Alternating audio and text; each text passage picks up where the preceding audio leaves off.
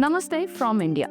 It's time for a quick roundup of today's top stories making headlines. The US-India tariffs dispute has deepened after the Trump administration announced plans to impose a 50% duty on Indian products, up from the current 25%. A draft notice from the US Department of Homeland Security said the higher levies would apply to goods entering from August 27, 2025. The move aimed at penalizing India for buying Russian crude oil as part of Washington's strategy to weaken Moscow's energy revenues. President Donald Trump said the tariffs were needed to pressure Russian President Vladimir Putin into peace talks with Ukraine. Though such efforts have stalled, Vice President J.D. Vance added that India's inclusion in sanctions was part of broader pressure on Russia. Trump has also warned Europe and other countries against digital services taxes and regulations targeting U.S. tech companies, threatening additional tariffs and export restrictions. He recently cancelled trade talks with Canada over a planned digital tax, which Ottawa later withdrew. Since returning to the presidency in January, Trump has reimposed tariffs widely, defining them as tools to stop wars.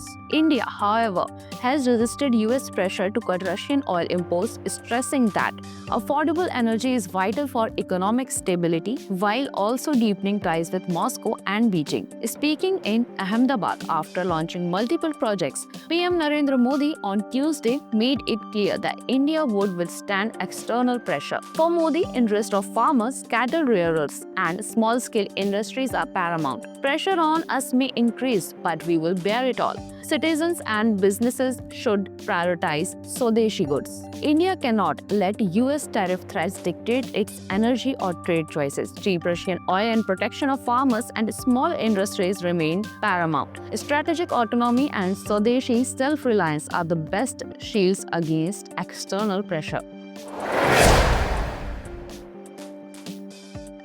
US President Donald Trump's envoy Keith Kellogg said in Kyiv that officials are working very hard to end the 3-year Russian-Ukraine war. Seeking potential security guarantees to prevent future invasions, Trump recently claimed to have set up arrangements for direct Putin-Zelensky talks, but Moscow has signaled no summit soon. Trump said he will decide next steps in 2 weeks if talks aren't scheduled. A series of Western leaders have visited in Kyiv. Canada's PM Mark Carney pledged $2 billion CAD aid. NATO chief Mark Rutte visited Friday, and Germany's Vice Chancellor Lars Klingbeil promised continued support. Meanwhile, Putin spoke with Iranian President Masoud ahead of next week's Shanghai Cooperation Organization summit in China. Analysts say Putin hopes to outlast Western backing while pressing on militarily. Ukraine said Russia launched 104 drones overnight, while Moscow reporting intercepting 23 Ukrainian drones across 7 regions. Ukraine has stepped up long-range strikes on Russian refineries, arms depots, and airports, causing disruptions including the diversion of a Russian tourist flight in Estonia.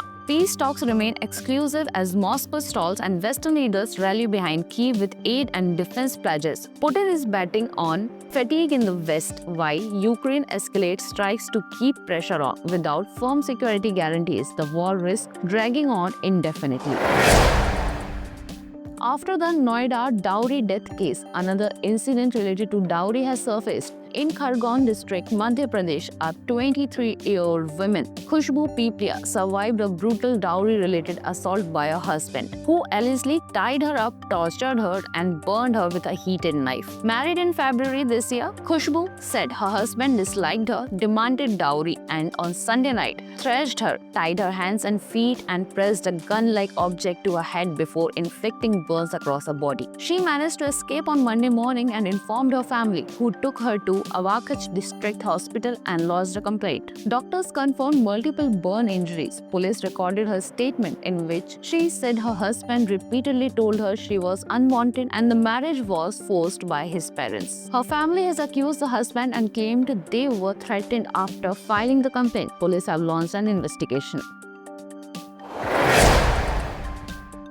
US President Donald Trump on Monday said he has fired Federal Reserve Governor Lisa Cook, posting a letter in which he told Cook that he was removing her from her position, effective immediately. The action, as per reports, is based on allegations by a Trump loyalist that the Fed governor had obtained mortgages and 2 homes while allegedly claiming they were her primary homes. The allegations have not been proved, and just last week, after they came to light, Cook said she had no intentions of being bullied into stepping down. Responding to Trump's letter, Cook said Trump has no authority to fire her and that she would continue to carry out my duties to help the Americans' economy as I have been doing since 2022. In a statement shared by her attorneys on Monday night, Federal Reserve Governor Lisa Cook said, President Trump purported to fire me when no cause exists under the law and he has no authority to do so. I will not resign. I will continue to carry out my duties to help the American economy as I have been doing since 2022, added in the statement.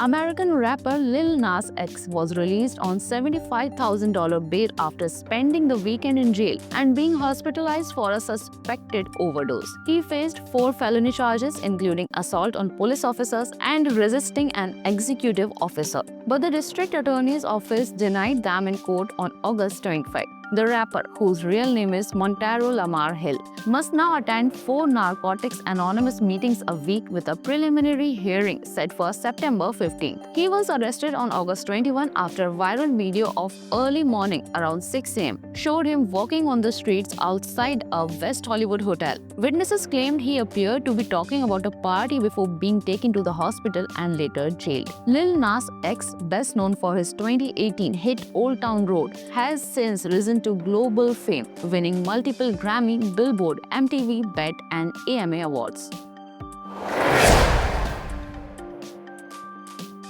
Liverpool beat Newcastle United 3-2 in a dramatic clash at the minute, sealed the win in stoppage time to keep Liverpool's 100% start to the season intact. The victory for Liverpool means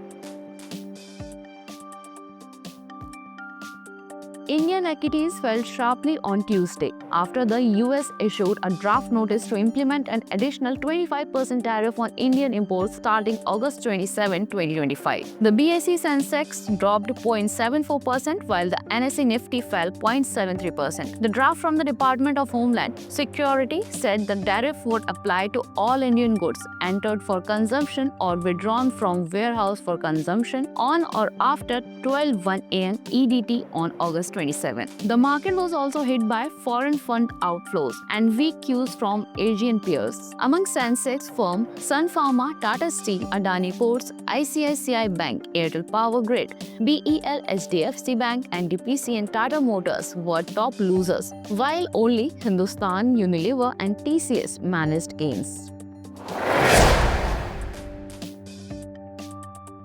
For the second time in 24 hours, SpaceX scrubbed a Starship launch in Texas. Monday's attempt cancelled due to bad weather following a liquid oxygen leak the day before. The 397-foot rocket, taller than the Statue of Liberty, is central to Elon Musk's vision of reusable spacecraft to the Moon and Mars and was set for its 10th test flight. Starship's test history has been rocky. Its upper stage has exploded on all 3 launches this year, and one vehicle blew up during a June static fire test. So far, it has not reached orbit or returned intact. Despite setbacks, Musk remained optimistic, predicting Starship could eventually launch 24 times in 24 hours. NASA has stamped it for its planned 2027 crewed lunar mission, while SpaceX sticks to its fail fast, learn fast approach. Still, experts warn pressure is mounting, with some analysts questioning if the concept itself is fundamentally flawed. Still, critics are starting to wonder if Musk's most ambitious gamble is wobbling. I think there is a lot of pressure on this mission, space analyst Dallas Kasabuski told AFP. We have had so many tests and it hasn't proven itself reliable. The successes have not exceeded the failures. Others like Will Lockett, a former engineer turned commentator, have gone further, questioning whether the whole Starship concept is fundamentally flawed.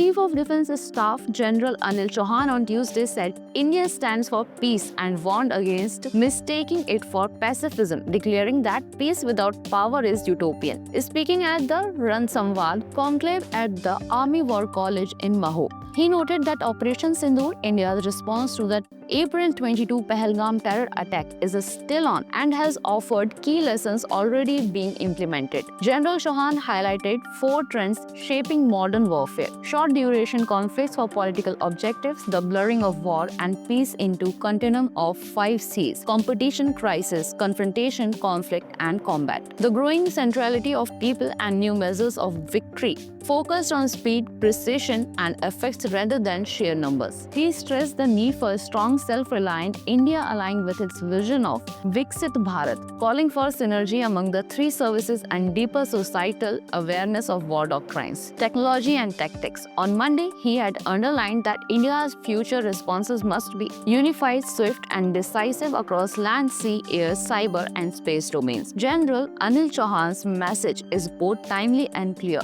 India cannot afford to confuse peace with weakness. His emphasis that peace without power is utopian reflects the reality of today's security environment, where short, high-intensity conflicts and blurred lines between war and peace are the new norm. By stressing self-reliance, synergy among the 3 services, and preparedness across land, sea, air, cyber, and space, he is rightly calling for a holistic version of national security. Operation Sindoor shows India's resolve, but the larger lesson is that power projection, speed, and precision will define future victories, not just numbers. In essence, Chauhan is underlining that a Viksit Bharat must also be Shashastra and Surakshit. Peace in India's context will endure only if backed by credible strength.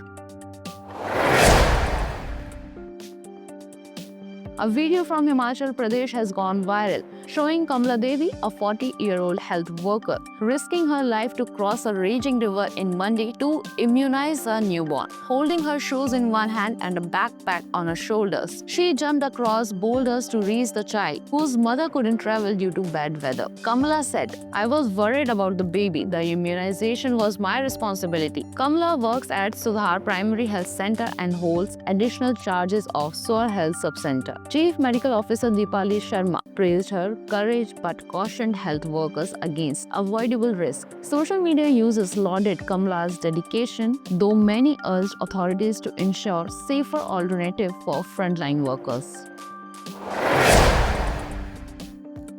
Overnight rainfall across Jammu region triggered floods in low-lying areas and forced the closure of the Jammu-Srinagar National Highway after multiple landslides in Ramban district, officials said on Tuesday. Water levels in major rivers including the Chenab, Ravi, Tavi, Tarna, Uj, Magar Khad, Shehar Khad, and Devika rose close to the danger mark, prompting police to urge people to stay away from water bodies. NDRF, SDRF, and police teams are on high alert. Traffic movement has been halted at Ramban as well as near Kalibari in Kathua, where the Sahar Khad is overflowing. Rail services have also been affected. Trains between Pathankot and Kandrori are suspended, with diversions via the Pathankot-Amritsar route. At Ramayana Club, we believe your spiritual journey should be as meaningful as the destination themselves. For over 10 years, we have been connecting devotees with India's most sacred places, including Ayodhya, Kashi, Mathura, Chitrakoot, and Prayagraj. Our expert guides, inspired by the Ramayana and other ancient texts, ensure an authentic and deeply fulfilling experience. We have successfully guided over 15,000 happy devotees on more than 500 pilgrimages to over 120 destinations, making your journey comfortable, affordable, and rich with spiritual essence. With our fast, reliable, and affordable rides, your only focus is your devotion. Let Ramayana Club make your pilgrimage a cherished memory. For more information, please visit our website.